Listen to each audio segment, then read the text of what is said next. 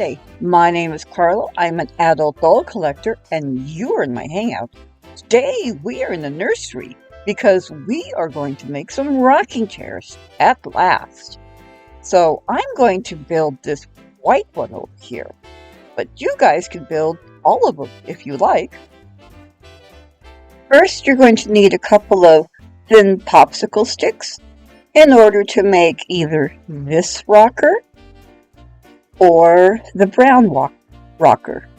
You'll also need slender sticks in order to make this white rocker. You'll need some paper clips.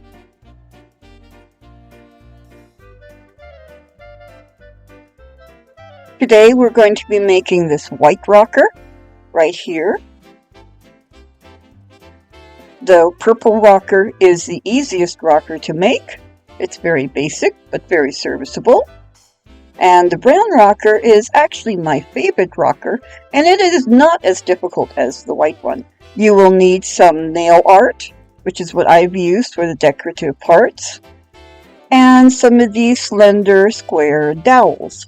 I used 4. Use wider plank to make the backs of the chair, and the decorative front for the white chair, and some slender coffee stir type sticks for some other parts of the chair. These are what you're going to need, or at least you'll need some of these tools to make this chair today. And some soft, pliable basswood or balsa wood, whichever you can find. We will be cutting out the chair seat. It will be 2.5 by 3 inches.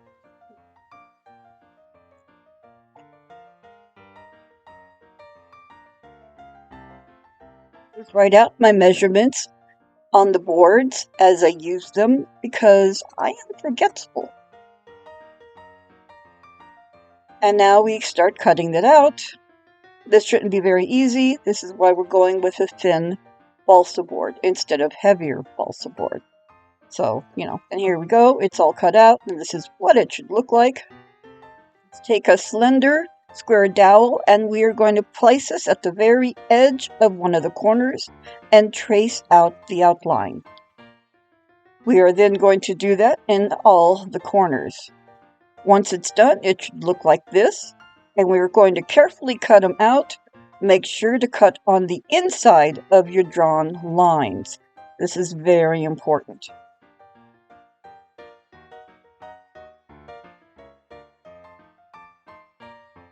And just keep doing that. Now take 2 of these slender square dowels, and we are going to measure them to 6 inches. Make sure you cut 2 of them out.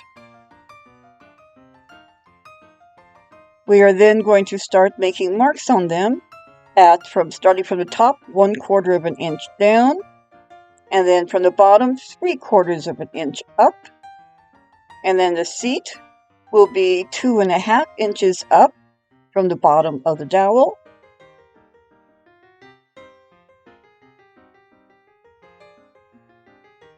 And now we're going to take this other board, which will be the back of the chair, and you're going to measure one of those out at 2.5 inches. And you're going to cut 2 of these. Do this for both pieces. You want to make sure that your lines match each other. Now we are going to measure out 2 of the shorter pieces for the front legs of the chair, and you're going to measure those out at 4 inches. Make sure you cut 2 of them.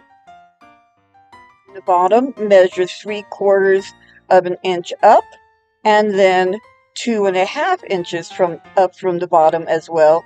Again, this is where your seat will be going. And do this for both pieces.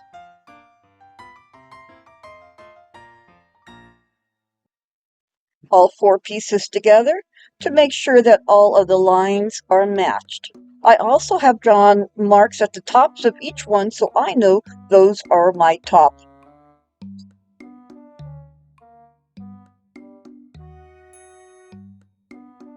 The slender square dowels and measure from the inside corner to the inside corner.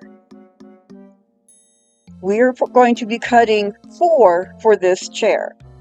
if we were making the purple chair, we would be cutting 5.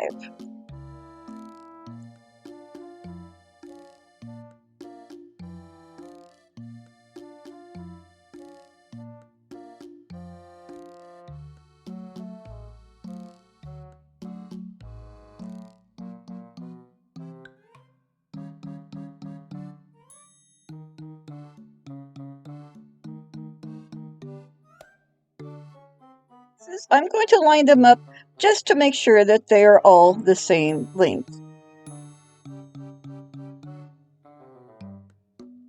Then we're going to glue them. We're going to start with the bottom rungs, and we're going to glue the first one just under the bottom marks. So we're going to just line them up ever so carefully. And once we have them lined up, we're going to press them gently together, pressing until they keep their shape. Now we're going to glue a piece to the top mark where the chair is going to go. And this is going to go just under the mark. I know, back and forth, but that's just the way I did it. Press this together again until it feels like it's going to hold. And then we gently slide it out of our way so we can do the front part of the chair.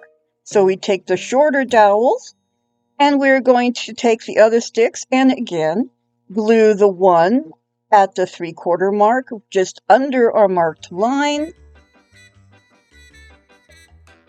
and then gently hold this together until it holds a little bit,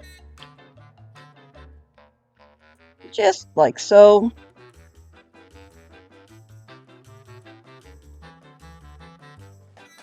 And the other dowel to just under the second set of marks, just like we did on the previous piece. Trust me, I know what I'm doing. I promise, I do. It will all come together. And then gently press it together again. Don't want to put a lot of pressure, just enough to hold it together. Slide it out of place, out of your way, and then we're going to get our seat out. Double checking what my measurements are going to be because I want to make my marks from inner corner to inner corner, and I'm going to cut 4 of the dowels, and these will be shorter than the other ones that you made. These will be for your side pieces of your chair. So again, make sure you cut pleated pieces on something that will hold them up, and then we're going to glue our other dowels in place. Basically, you're just going to line the bottom ones up with the bottom dowels, and then the other dowels up with your upper dowels that you have. So they should form another complete and hopefully neat and tidy square. With wood glue, you will have time to kind of wiggle things into place as you need them. Then gently press this side together until it's able to hold, and then carefully turn it over once it's able to hold its shape pretty well, and then add your last 2 dowels the same way. So once again, as I said, you will then have a nice and neat square. But do take your time.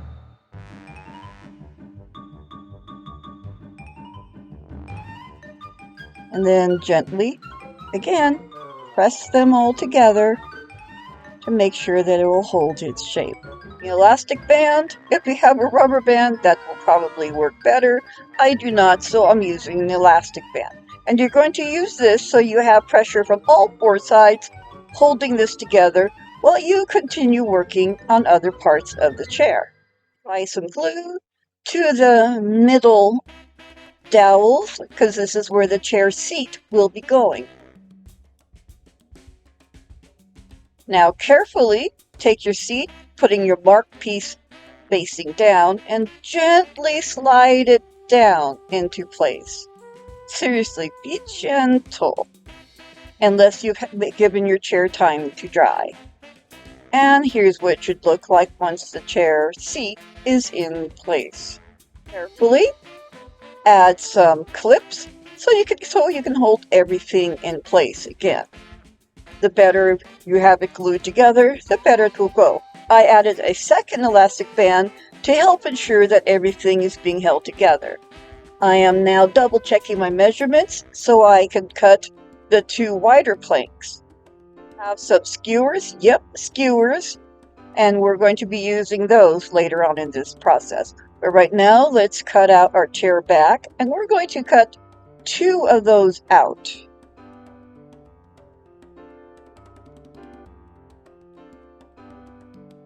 Now we're going to glue the two pieces together, which we call laminating.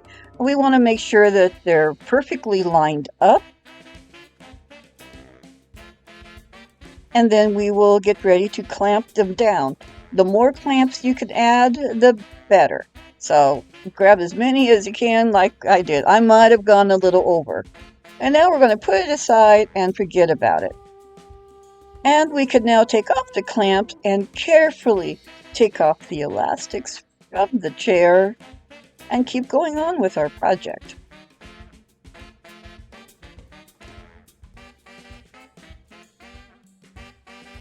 Use the slender coffee stir kind of sticks to make some backing on this chair. We're going to measure from inside to inside to make this one, and then we're going to glue it down. You don't have to be as tidy with this glue, it will be hidden. And then gently glue it into place and then hold it again in place for a little while, making sure it is all flush. For both sides, do not do one for the front of the chair. Trust me, if you don't need it, then don't do it.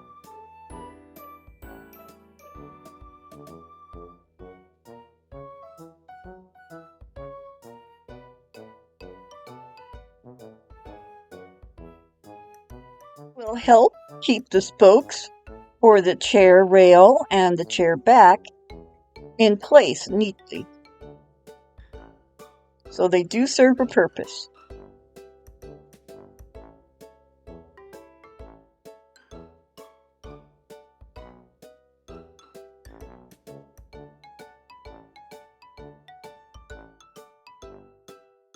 Take the skewers, and we're going to measure them from the bottom of the chair seat up to the bottom mark that we had made to mark for where the chair back is going to go. Now I cut out 7 for this particular one, but you could cut out as many as you like. So just start gluing from one side, start with one end, and then we're going to add the other to the other end. And remember, you can hold these in place for a little while if you need to. And they will move a bit, don't let this freak you out. And then add another one into the middle. And then we're going to take another skewer and we're going to measure along the entire length of where our chair spokes are going to be. This will be used to brace those spokes into place from the other side. That way they have support from both sides. Glue one side down, glue it to the bottom, pressing it firmly against the spokes that you have in place. Once you have that in place, you can then start carefully adding the rest of your spokes. And they will still be wiggly probably. Again, do not let this concern you. You will be taking care of this. Now take off the clamps from your chair back there. Make sure all your sides are even. And then we will be gluing that into place right on top of those spokes. So it will all be used to kind of hold itself together. So just slide it into place. And as you will probably see, your chair back will probably not be perfect, so you're going to squeeze it together carefully, as always, carefully. Putting things into place, making sure everything is secure. Wipe off the extra glue, and then you will put an elastic, or in my case, a hair elastic, snugly around the top to hold everything together and let it finish setting while you make the rest. I have 2 square dowels two of the slender square dowels to become the top of the chair arms. And I like mine to be slightly longer, to have a bit of an overhang on the chair, but you can have yours any way you want to. And then after that, I'm going to measure some more of the spears, and I want them to be the exact same length as the top of that chair that I have there. And I myself am cutting 4, and I'm going to put them in pretty much the same way that I did for the back spokes, starting on the 2 ends and then filling them up into the middle. And again, they will be wiggly. Seriously, do not let this bother you. It will be fixed. And so once I have all 4 down, I'm going to glue the arm of the chair down on top of everything. I'm spreading glue all along the bottom and to the part that will be meeting the back of the chair. Then I'm going to press all of this down so it should be meeting the top of those spokes. And you can wiggle the spokes into place, and again, as always, press gently when you're ready so it will set. Then you do the exact same thing for the other side.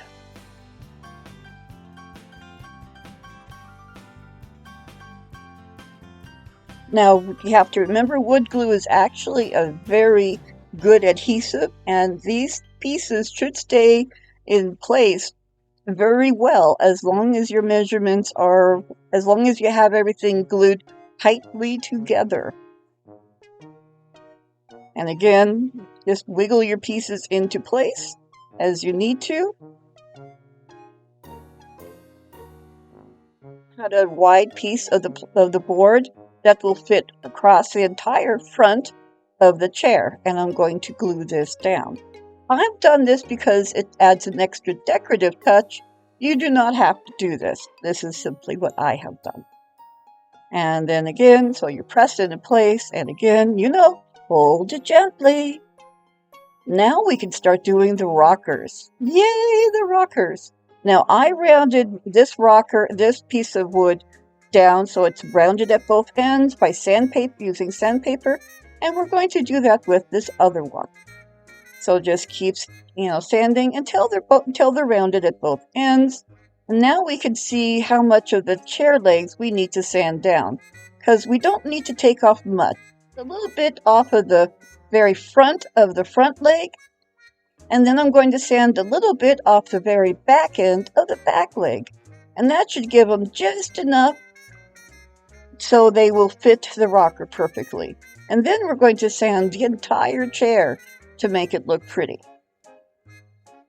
So the more sanding you have, the better. I still have not glued the chair down to the rockers.